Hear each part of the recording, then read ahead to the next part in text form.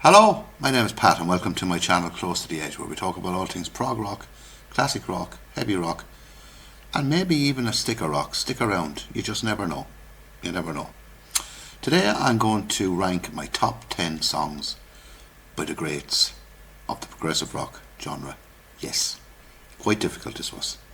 But before I get on to that, I just want to remember John Sykes, who passed away on the 20th of January. Well, that's when it was announced. He could have died on the 19th from cancer.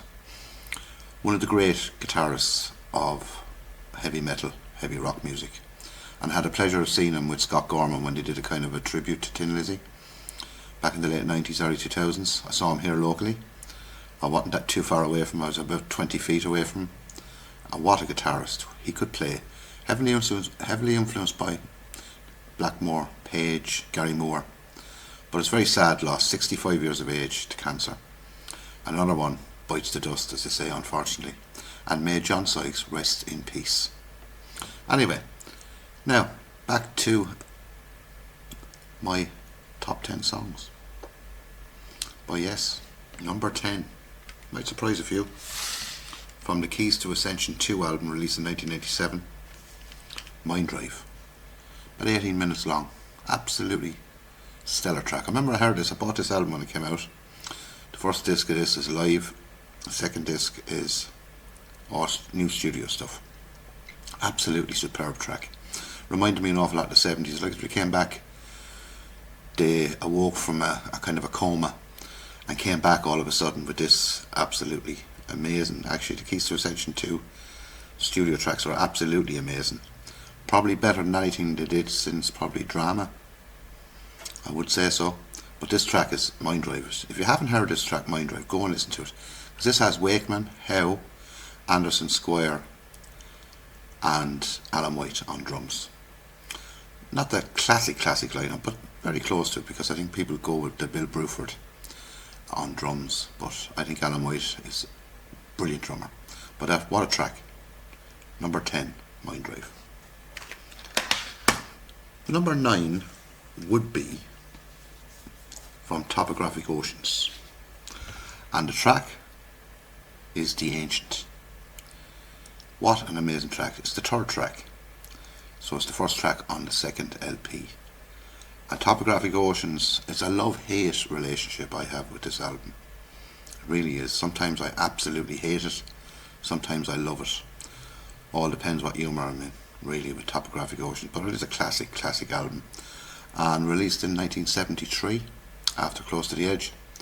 And a lot of people say this is the album that killed prog. Some people say that. I don't think it did, actually. But I love The Ancient. There's a lot of acoustic stuff on it. It flows again like any ES track, and very complicated track. But anyway, that's my number 9, The Ancient. My number 8 is from the album Drama, with no John Anderson and no Rick Wakeman, and Machine Messiah, the opening track, is absolutely a stellar track. Stellar. It's killer. Because it's probably the heaviest guitar that Steve Howe has ever played on an album. Loads of distortion. You know, it's absolutely really heavy for Yes. But this is a very underrated album, Drama, by Yes. But Machine Messiah, absolutely killer. My number 8. My number 7 is from the much maligned album, released in, I think it's 1978, Tormato. A lot of people malign this, probably because of the track Circus of Heaven, which is actually an awful track, actually, when you think of it. But the track I love on this is On the Silent Wings of Freedom. It's one of those prog rock tracks where you can't miss a second of it. And the keyboard work on it by Wakeman on that track itself is unbelievable. The musicianship on it, I love the track. And it's killer again, like the previous one. Yeah, the album is much maligned again, but I think it's a brilliant album. But anyway, that's my number 7. My number 6 would be from the previous album, Going for the One, and it's the masterpiece, Awaken. But again, the brilliant Rick Wakeman opening it up on piano. This one kind of starts off slow, builds with Anderson's brilliant vocals, brilliant guitar, then mellows out again, and then builds to a crescendo. An unbelievable track this really is. Awaken, from Going From The One. Another stellar album. Anyway, before I get on to my top 5, if you're enjoying this and you like what you see, please hit that subscribe button, like it, share it around if you can. If you don't like it, you won't do that anyway. And I want to welcome back all my viewers and subscribers. You've been brilliant, keeping me going on this channel. And if you get me a few more subscribers and a few more views, it'd be very, very, very welcome. Really do appreciate it, and I mean that sincerely. Now the top 5. Ooh, this was tough. It'll be from Relayer, and it's Sound Chaser. It's kind of a jazzy track. It's absolutely amazing track. And with Patrick Moore as on keyboards after replacing Rick Wakeman. He left after Topographic Oceans. He had enough. And Sound Chaser on this is just a crazy track. Actually, the whole album, this is a crazy album actually. It's just so good. But unbelievable, Sound Chaser. I listen to this track and I think, how do they play that? That's something I said very well actually. But yeah, they have it. Number 4 is from the Yes album. This is the Stephen Wilson remix. And the track I'm going for this is, and I had a job actually picking which track would be the one really, but I went for, because they're all brilliant on this, Starship Trooper, the last track on side 1. And it's absolutely an incredible, an amazing prog rock track. This is when Steve Howe joined the band on this album, after the first 2 albums, which are lame in many respects in comparison to this. They're still good albums, but when he joined, they kind of stepped up a gear. And Starship Trooper is absolutely incredible track. It is incredible. Right, down to the 3. Right, my number 3 is the title track from this album, Close to the Edge. Some people think this is their greatest album. Some people think Close to the Edge is their greatest track. And I'm not going to disagree with that in any stretch. But the whole track, I think I've gone into this before when I've done a review of this album, just starts off so slowly. I think it's going nowhere. Builds and builds and builds again, and then a lull in the middle. Then of course Wakeman takes over on the keyboards. It's unreal. But the whole track, Close to the Edge, it's probably one of the greatest prog tracks of all time. But not my number 1 though. Anyway, that's number 3, Close to the Edge.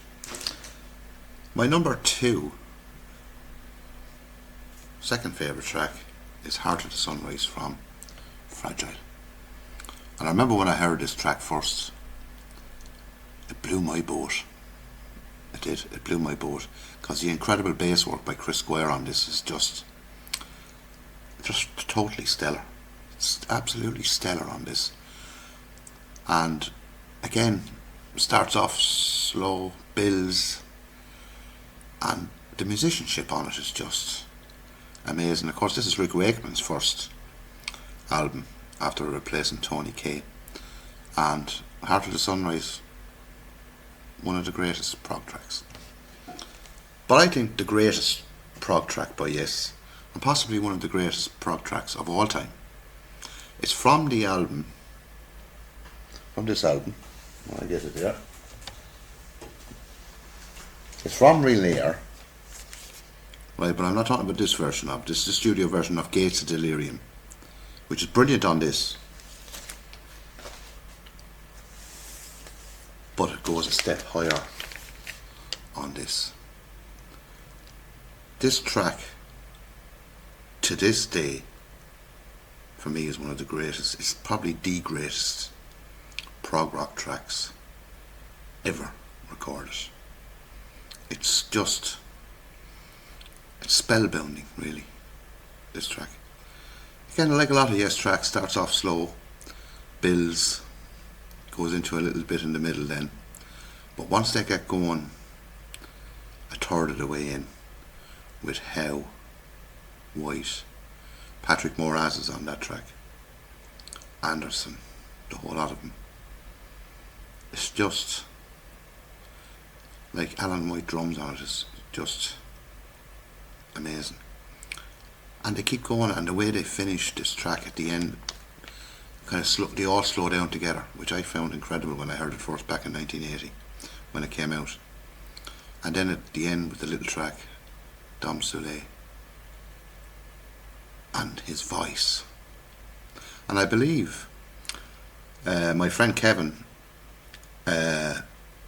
worked with a pal of his when he lived in Australia, who was at this concert, and he said at the end of that track there was over a 10-minute standing ovation for that track. The Gates Museum, they couldn't restart. The crowd went wild. I think it was recorded in Detroit in America. Absolutely unbelievable. That's the Gate. If you haven't heard the Gates Delirium, my good God, it's just crazy. Anyway, that's my top 10 favourite Yes songs, ranked from 10 to 1. And if you disagree with me, in the comments below. Of course, it's all subjective, and I'd like to see your even top 3 in the comments below. And I hope you do like the video, and hopefully I will see you very, very soon. And it's nice to be nice, very nice to be nice, and stay safe, everyone. Stay safe. Until the next time here on Close to the Edge, my name is Pat, and from me, bye bye for now. Bye bye.